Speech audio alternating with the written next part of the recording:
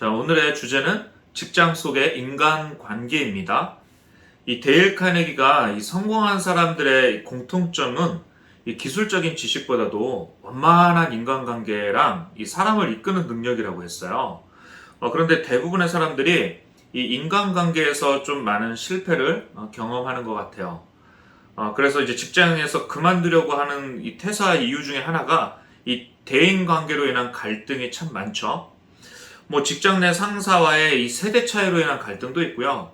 뭐 무시나 인정받는 문제로 인한 갈등, 그다음에 뭐 일의 분배, 그리고 승진하는 뭐 이런 문제로 인한 갈등, 또는 뭐 미성숙한 인격으로 뭐 이런 갈등 등등 해서 이 직장 내에서 이런 스트레스는 어느 누구나 다 받고 있는 것 같습니다.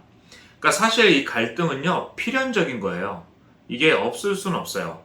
뭐 사랑하는 남녀 사이에도 갈등은 사실 있고요. 부모와 자녀 사이에도 있고, 뭐 친구 관계에도 갈등은 다 있습니다. 이제 뭐 간혹 이렇게 신혼 부부 때, 우리는 갈등이 없어요. 라고 이렇게 뭐 말하기도 하는데, 이게 갈등이 없다는 것이 아니라, 갈등이 있지만, 다툼이나 더 큰 싸움으로 발전시키지 않는다라는 의미죠.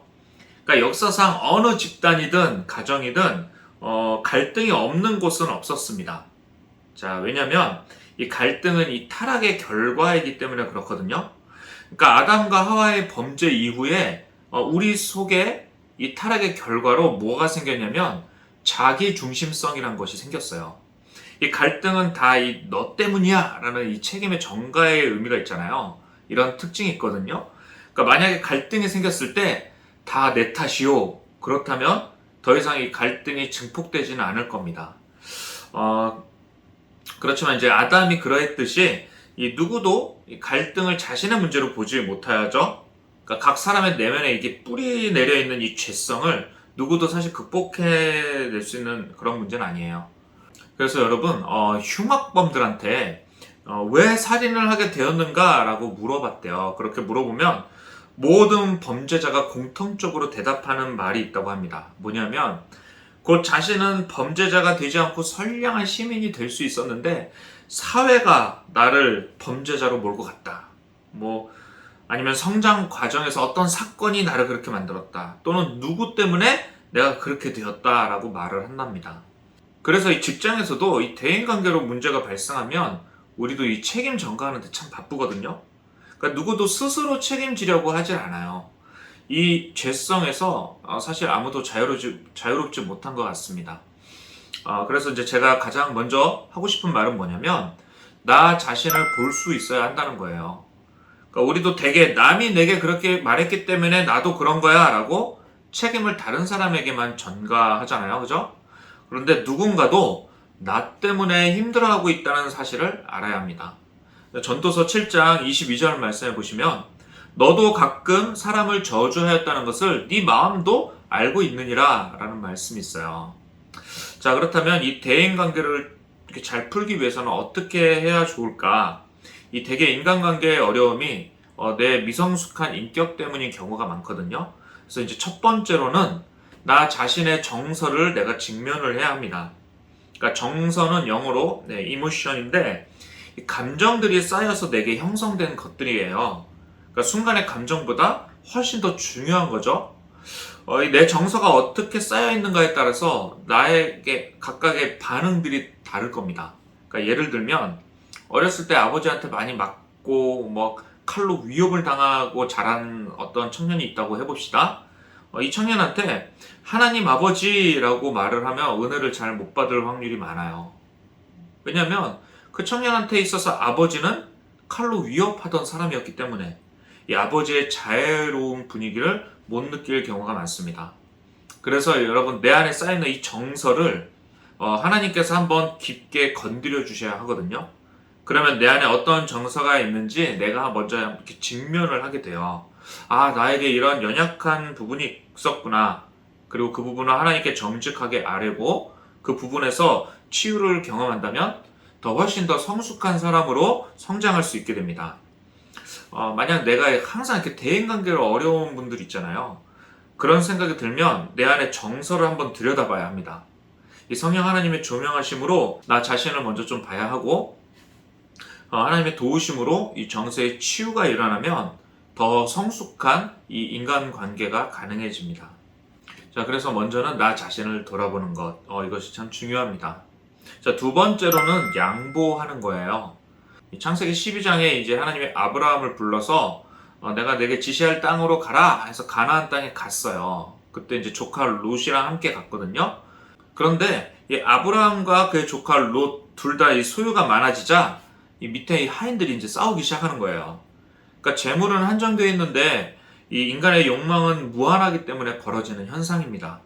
이때 아브라함의 방법이 무엇이냐면 조카 롯을 불러서 좋아 보이는 땅을 네가 먼저 선택해 라고 말을 했어요. 그러니까 너가 좌하면 나는 우하고 네가 우하면 나는 좌할게.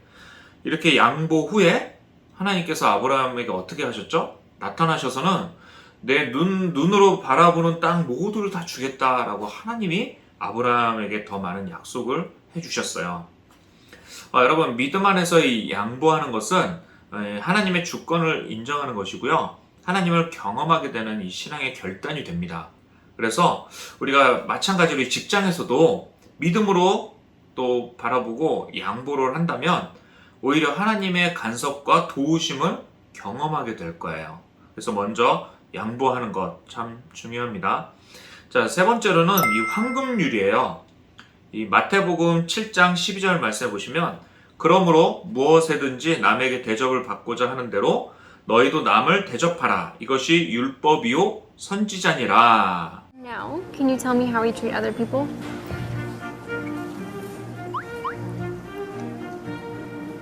To tell others the way we want to be treated. So is there anything you'd like to say? Yeah. What would you like to say to mommy? Sorry, mommy. Say to mommy. Sorry, mommy. Sorry, mommy. I forgive you, baby. Can we hug it out? Yeah. Proud of you. 자, 섬기는 자세로 먼저 대접을 잘 하자. 이 잘 대접하는 자세가 뭔지 아세요? 네, 바로 경청하는 겁니다. 자, 신이 입은 한 개, 귀는 두 개를 만드신 이유는 내 말부터 하지 말고 다른 사람의 말을 먼저 들어주라는 거래요. 경청은 이 상대의 말에 동의를 보내는 것입니다. 이때 바로 존중받는 느낌이 들면서 사람과 좋은 관계가 맺어지게 되죠. 자, 그 외에 이제 여러 상황에 다 대처하기가 나의 노력만으로는 참 많이 어려운 것이 사실입니다. 이럴 때 우리는 어떠한 마음으로 나가야 되냐면 바로 예수 그리스도의 마음을 품어야 합니다. 이 빌립보서 2장 5절 말씀해 보시면 너희 안에 이 마음을 품으라 곧 그리스도 예수의 마음이니. 마태복음 20장 28절 말씀에는 인자가 온 것은 섬김을 받으려 함이 아니라 도리어 섬기려 하고 자기 목숨을 많은 사람의 대속물로 주려 함이니라.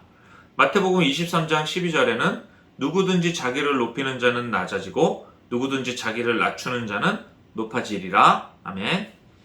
자, 그래서 그리스도인은 이 사람들이 인정하고 높여주기를 바라는 것이 아니라 하나님께서 나를 높이심을 경험해야 합니다.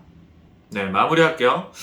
결국 이 직장 내에서도 말씀의 원리를 따라서 첫 번째로는 양보하고 그 다음엔 경청하고 그 다음에 겸손한 태도로 살면 물론 갈등이 없진 않겠지만 그래도 이렇게 실천하고 살면 대인관계로 인한 어려움이 많이 줄어들지 않을까 생각됩니다.